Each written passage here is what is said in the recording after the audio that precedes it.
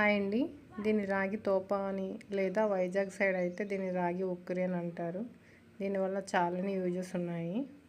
ఇది ఎలా చేస్తారో చూద్దాం. ఫస్ట్ అయితే 1 కప్ బెల్లం తీసుకుంటామండి. గ్రామ్స్లో అయితే 100 గ్రామ్స్. ఆ తర్వాత 2 కప్స్ వాటర్ వేస్తాము. దీన్ని స్టవ్ మీద పెట్టి కొంచెం వేడి చేస్తాము బెల్లం కరిగేంత వరకు.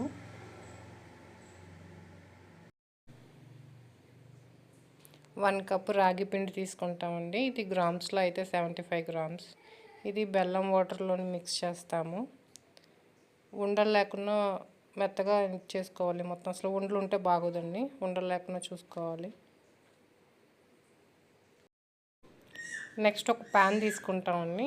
స్టవ్ ఆన్ చేసి 2 స్పూన్స్ నెయ్యి వేస్తాము.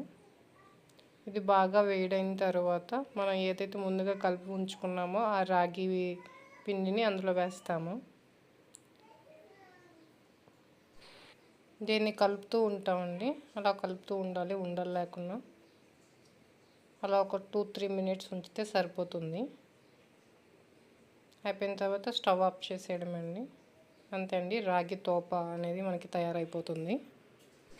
మనం ఈ రాగి తోపని వీక్లీ వన్స్ ఆర్ 10 డేస్కి ఒకసారి తీసుకుంటే చాలా మంచిదండి. పీరియడ్స్లో వచ్చే బ్యాక్ పెయిన్స్, కాళ్ళ నొప్పులు, రక్తహీనత అన్నీ తగ్గుతాయి. ప్రతి నెలసరిలు కూడా క్రమం తప్పకుండా వస్తాయి. అండ్ చిన్నపిల్లలకు కూడా చాలా మంచిదండి. మనం నార్మల్గా చిన్నపిల్లలకి ఐరన్ సిరప్ అది ఇస్తాం కదా, వాటితో పాటు మనం ఇది ఇస్తే ఇంకా మంచిగా ఉంటుంది. రక్తహీనత, ఐరన్ డెఫిషియన్సీ